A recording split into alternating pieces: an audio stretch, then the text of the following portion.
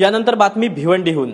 रिक्षा हटवायला सांगितली म्हणून रिक्षा चालकांनी एसटी बस चालकाला बेदम मारहाण केली आणि या मारहाणीत गंभीर जखमी झालेले बस चालक प्रभाकर गायकवाड यांचा उपचारादरम्यान मृत्यू झाला।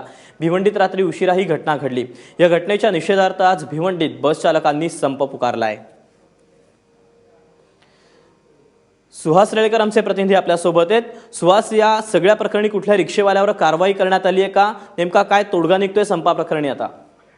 दीपक, या प्रकरणी पोलीस अधिकारी तसेच एसटी महामंडळाचे वरिष्ठ अधिकारी या घटनास्थळी पोहोचलेले एसटी डेपोवरती आणि ते कर्मचाऱ्यांना समजावण्याचा प्रयत्न करत, पण कर्मचाऱ्यांचं एकच म्हणणं आहे की जोपर्यंत रिक्षा चालकांवरती मुजूर रिक्षा चालकांवर जो कारवाई होत नाही, कारण बस डेपोच्या तोंडावरती ज्या रिक्षा उभ्या असतात नेहमीच लोकांना त्रास होतो आणि या संदर्भात जोपर्यंत याच्यावर तोडगा निघत नाही तोपर्यंत आम्ही घेणार नाही या संदर्भात। परंतु या जर मोठे अधिकारी सर्व त्यांना समजवण्याचा प्रयत्न सुरू आहे, परंतु अजूनपर्यंत बस सेवा सुरू झालेली नाहीये, बस सेवा ही ठप्प आहे।